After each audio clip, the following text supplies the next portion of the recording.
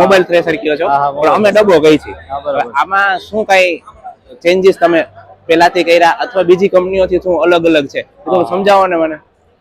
આપણે મિત્રો રાજકોટ કૃષિ મેળામાં જે આપણું રામદેવ થ્રેસર લઈને આવ્યા છીએ, તમામ નવા અપડેટ સાથે લઈને આવ્યા છીએ. અને આજે હું તમને જે આના અપડેટ આપણે કરેલા છે, જે અન્ય થ્રેસરની સરખામણીમાં કયા કયા સુધારા વધારા છે અને કેવી રીતે ખેડૂતોને મશીન ચલાવવામાં સહેલાઈ પડે એ તમને આજે અત્યારે બતાવું. રામદેવ થ્રેસર છે એ 1,80,000 થી 2,25,000 સુધીની સબસિડી ખેડૂત ભાઈઓને બધાને મળવા પાત્ર છે. કરવી હોય તો લોન પણ આપણા થ્રેસર મશીનમાં થઈ જાય છે. અહીંયા એક આપણે ઉપર વરમ આપેલું છે અને વરમની અંદર એવી વ્યવસ્થા કરેલી છે કે જે ઉપર સ્ટોરેજ તો ભરાઈને ટેલરમાં ખાલી થઈ જ જાય છે, પણ સાથે સાથે એવી વ્યવસ્થા છે અંદર કે ટેલરમાં માલ જેવો અંદર તમે વરમમાં આવશે એવો ધીમે ધીમે થોડો ફેલાતો જશે અને પાછો આગળ જશે, પાછો ફેલાશે અને પછી આગળ જશે, એટલે સ્ટોરેજ આખું પૂરું ભરાઈ જશે. રેડી. પેલા એ થોડો પ્રશ્ન રહેતો હતો, એ હવે સોર્ટ આઉટ કર્યો છે. એ સોર્ટ આઉટ તમે આ કઈક નવું કર્યું એવું દેખાય છે. એ એના માટે છે દેવાંગભાઈ, આપણે આ એક આપણે અહીંયા કવર વધાર્યું છે. આ કવર એના માટે જે પવનની ગતિ વધારે હોય ત્યારે અમુક વખતે ઘણા વખતે એવો પ્રશ્ન બને છે કે મગફળીનો છોડ હોય કે ચણાનો હોય છોડ જે બહાર ઉડી જવાના પ્રશ્નો આવતા હોય, તો આ એના માટે કે જે બહાર ઉડી ન જાય એના માટે છે. અને પ્લસ આ વસ્તુ એવી રીતે બનાવી છે અત્યારે કે આમાં બિજાગરા સિસ્ટમ છે, આને ખોલીને આપણે નીચે પણ નમાવી શકો છો. જરૂર ન હોય ત્યારે, જરૂર જ્યારે ન હોય તો નીચે નમાવી દો, અથવા જરૂર પડે ત્યારે ઉપર કરી નાખો. સમજાય. એટલા માટે આપણે આમાં ટોકરીમાં માલ નાખવા માટે એકદમ ઈઝી અને માલ બહાર વેસ્ટેજ ન જાય, બગડે નહીં એના માટે બનાવ્યું. ત્યાર પછી અહીંયા એક બારી આપેલી છે.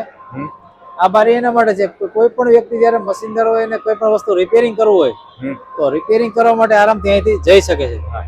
અથવા તો માલ બહાર ઉડતો હોય પાલામાં કચરાની અંદર જો માલના દાણા જતા હોય ચેક કરવા માટે આરામથી સહેલાઈથી તમે જોઈ શકો છો. આ નવું લઈ આવ્યા તમે. આ નવું એ છે કે જે ઘણા લોકોનો ઘેડબાજુનો એરિયાનો પ્રશ્ન એવો હતો કે જ્યાં ભૂસાનો પાલાનો બહુ કિંમતી માને એ લોકો, તો એના માટે જે પાલો બહાર ન જતો રહે એટલે ફિનિશિંગ માટે આપણે અહીંયા ફરતા રબરના પેકિંગ લાવી દીધા છે. એ આ બોક્સ અંદરનું બહાર ખેંચવા માટે છે. જેવું આ બોક્સ ને તમે બહાર ખેંચો તો અંદર પાલાને સંગ્રહ ક્ષમતા વધી જશે. જે બીજા અન્ય થ્રેસર છે એની સરખામણીમાં આપણું જે બોક્સ બનાવેલું છે, પાલો ભૂસા ભરવાનો ટેન્ક છે, એ 1.5 ગણું મોટું છે. એક આ હેન્ડલ નવું લઈ આવ્યા સાહેબ તમે. ત્યાર પછી અહીંયા એક આપણે હેન્ડલ લાવ્યું છે. આ હેન્ડલ એના માટે છે કે ચારણામાં તમારે કઈ જગ્યાએ પરફેક્ટ હવા લગાડવાની જેની જરૂર છે. માની લો કે નીચે હવા લગાવી છે કે ચારણામાં ઉપર હવા લગાવી છે, અથવા તો બીજા નંબરમાં જે હવા ઉપર નીચે કરવાની સાથે રિઝલ્ટમાં પણ ઘણો બધો ફરક પડશે. મગફળીમાં, કઠોળ પાકમાં ડાંખરા કે જાણે જેવો કોને એવો પ્રશ્ન હોય છે કે મારે અહીંયા પાતળા ડાંખરા આવે છે, જેનો થડનો વજન વાળો ભાગ અહીંયા આવવો જોઈએ, એના બદલે પાતળા ડાંખરા આવી જતા. એનું કારણ એ જ છે કે પરફેક્ટ ચારણામાં હવા નથી લાગતી. સમજાઈ ગયું. તો એના માટે આપણે હેન્ડલ બનાવ્યું છે આ વર્ષે, જેથી કરીને માલ એકદમ ક્લીન ચોખ્ખો આવશે અને પાછળ માલ ઉડવાનો પ્રશ્ન નહીં આવે. સમજાય. એના માટે હેન્ડલ છે. અને આ ગરડા તમામ ગરડા જેને આપણે આઈડલ કહીએ છીએ, તમામ જગ્યાએ વિબેડની જગ્યાએ આપણે આઈડલ ટાઈટ કરવા માટે, વિબેડને ટાઈટ કરવા માટે આપણે આઈડલ આપી દીધા છે. ત્યાર પછી એક નવું ઓપ્શન આપણે લાવ્યા છીએ અહીંયા કે જેને કટર જાળીને નજીકથી દેખાડજો, ઉપર નીચે કરવા માટે.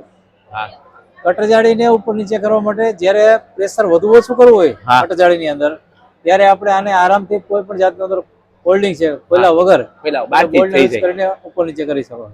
પલળી ગયો અને માલ કટિંગમાં પ્રોબ્લેમ આવે, ડાંખરા વધી જાય, મોટા હોય તો માલ અહીંયા રોકાવાનો પ્રશ્ન ન આવે. એના માટે આપણે ફોલ્ડિંગ આપ્યું છે. ઉપર નીચે પણ કરી શકો તમે, અને ગેપ વધી જાય તો અહીંયા કાંધો રોકાવાનો પ્રશ્ન ન આવે. આ બારી જે છે એ બારી એના માટે છે કે માની લો કે ભવિષ્યમાં ક્યારે પણ કોઈ પણ વસ્તુ આની અંદર જતું રહ્યું, કાંધો આવે છે, કાંધાનું ઓટો ફીટ જેને કે કાંધો આમાંથી રિટર્ન જતું હોય, આમાં ક્યાંય પણ રોકાઈ ગયું કોઈ પણ વસ્તુ, તો તમે બારી ખોલી અહીંયાથી તમે આરામથી કાઢી શકો. થોડું ઘણું મશીનના લોડિંગ ને આગુ પાછું કરો તો તમે અહીંયા આરામથી કાઢી શકો, જેથી કરીને અંદર કોઈ પણ બીજું નુકસાની ન થાય. એના માટે આપણે બારી આપેલી છે.